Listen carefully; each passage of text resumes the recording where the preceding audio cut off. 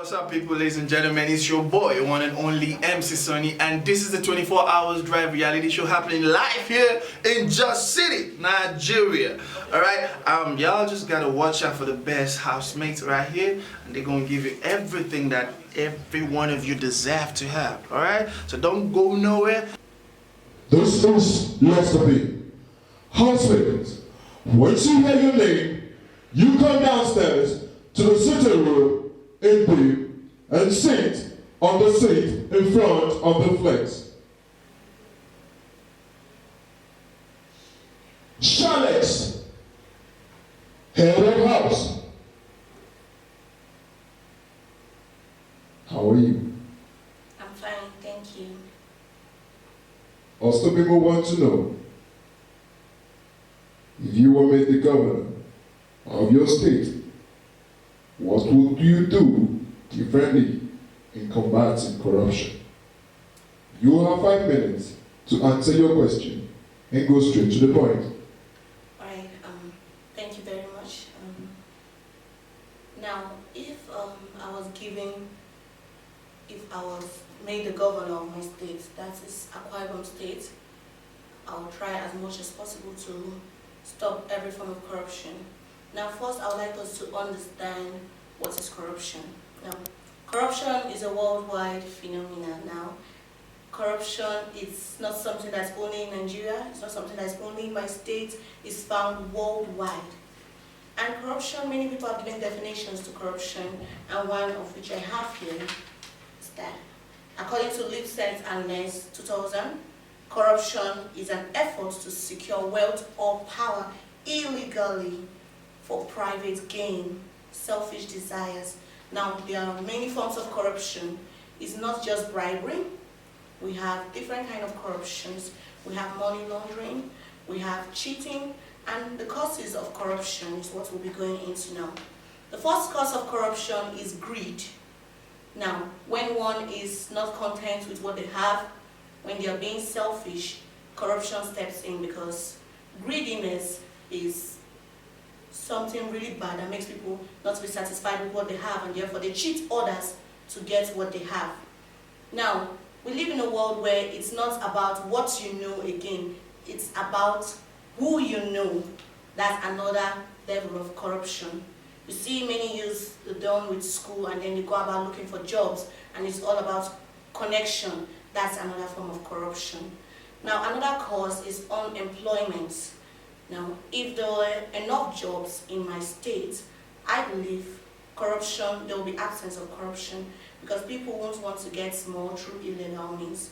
Now, so therefore, being a governor in my state, if I were to be the governor, I'll make sure I create enough jobs for people so that they can get employed and then pay them well. That's another aspect of it, because once someone's salary is not enough, they get to try to get more because they need to take care of their family.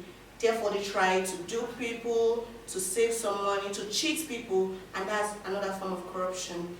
So another step I would take is following up everything sent to the grassroots.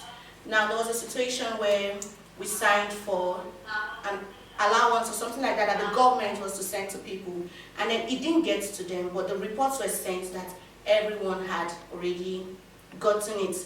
Now there should be this follow-up and monitoring of every fund released to the grassroots. That's what I would do. There should be a committee set up to watch every money that has been sent to make sure it reaches to those at the grassroots level.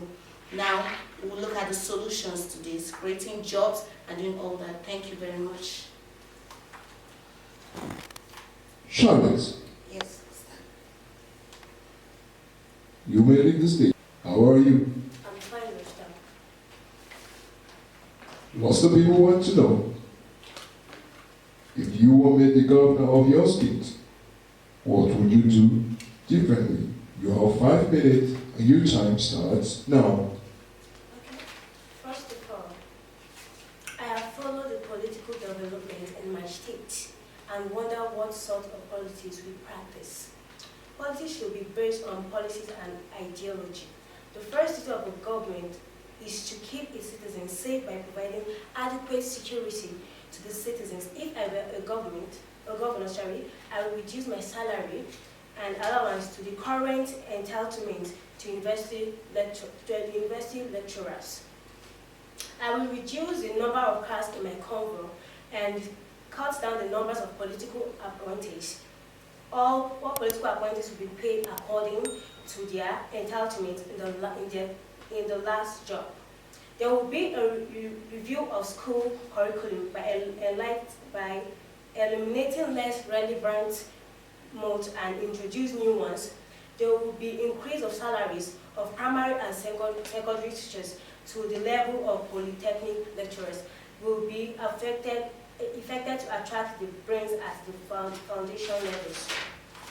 And making sure that uncompleted projects from previous and after settled before and after handing over of power, I will make sure every tertiary healthcare facilities are being taken care of, and also address the issues of cultism, ritualists, and also provide adequate security to citizens. Paying of salaries as and when due. We all know education is the best legacy that can be given to the leaders of tomorrow. I will make sure provision for education loan to students that cannot afford to pay their tuition fees. After all levels of education, with agreement to pay 10% of their monthly salaries when they get a job until they off the loan. I will also increase revenue. Modern transit bus will be purchased to ply the resident citizen center. Modern bus terminals will be built, all to managed by the State Ministry of Transport. In conclusion, no corruption will be tolerated. Thank you. Kennedy, Yes, Minister. your time is up. You can leave this stage. Thank you, sir. Yeah, no problems. Yes, sir. How are you? I'm fine, sir. Most of the people want to know if you were given the power to make policies, what policy would you put in place in combating drug abuse? You have 5 minutes and your time starts now. Drug abuse have been a menace and have contributed to a heavy cost on health care services and as well as social life. If I give you the opportunity to make out policies in combating drug abuse, one of the policies will be policies to reduce drug misuse and related problems such as increase in prices and tax policies for the consumers. I believe that by increasing the price of certain drugs, it will make it to become very scarce and unavailable for the normal man to buy who is not infected by any infection. 2. Policies that affect access and availability of drugs. Policies affecting drug outlet density. Certain drugs should not be sold at all pharmacies, for all pharmacies cannot and should not have access to certain drugs due to their potency and their psychoactive effect on an individual. 2. Commercial host liability. Some drugs, which alcohol is one of the drugs, the seller, he who sells the drugs, the alcohol, should be held responsible and liable for selling alcohol and such drugs to underage individuals. So whatsoever the harm they cause in the underage individuals, the seller should be held responsible. 3. Policies to reduce days and hours for sales of alcohol. Alcohol is being sold at an unregulated rate, and I feel it's bad and wrong because when you have access to it at any time, when you're going to work, you're already on your alcohol and you might not work effectively and deliver with efficiency. 4. State policy to privatize alcohol sale.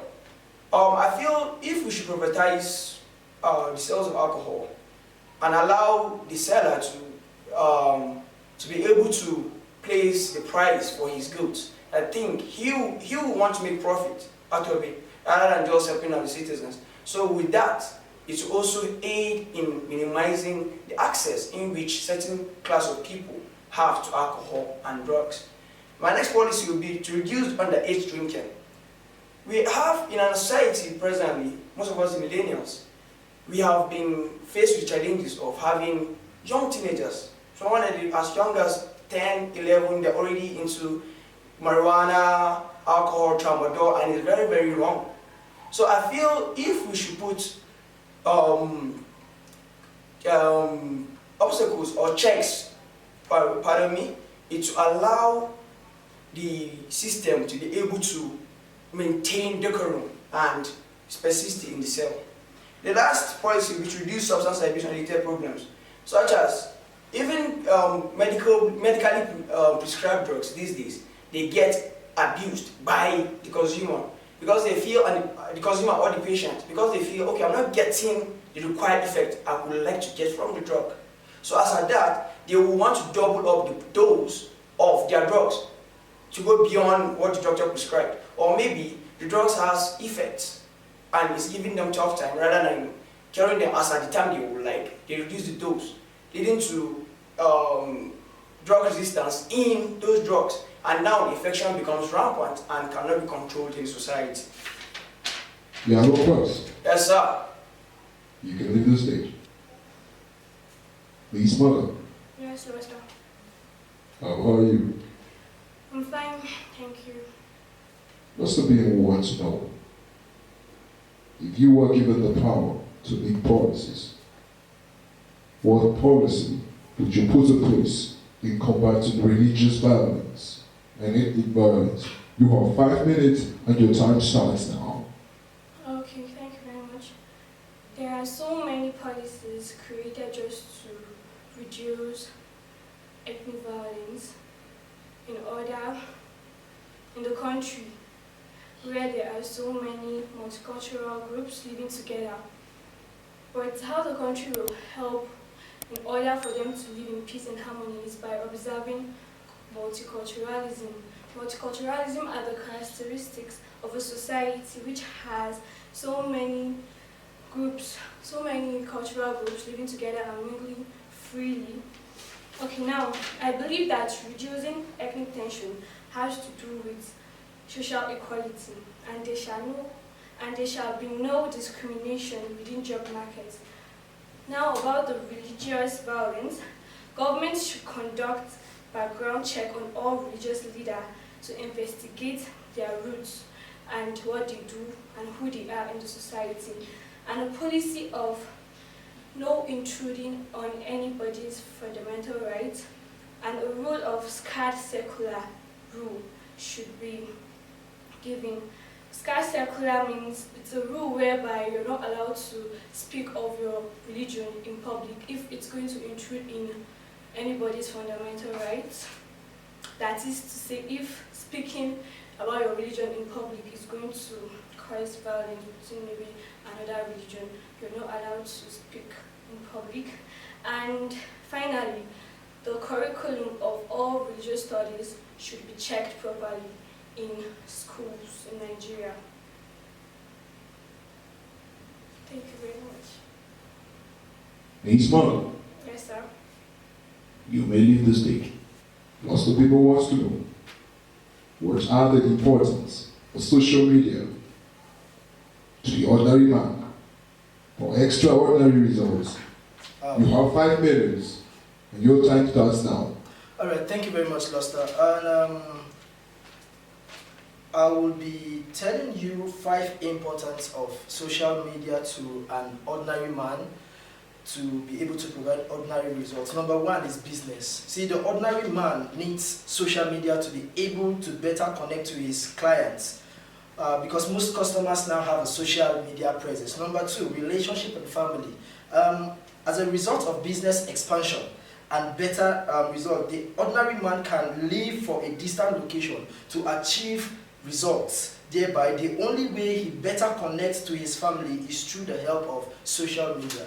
And emergency, the ordinary man without doubt is more exposed to threats and dangers. Thereby, he needs the social media to get information that will help him make the best of his decisions. Number 4, education and information. As most of them are unable to attend the 4 walls of school, the ordinary man still wishes to learn, so he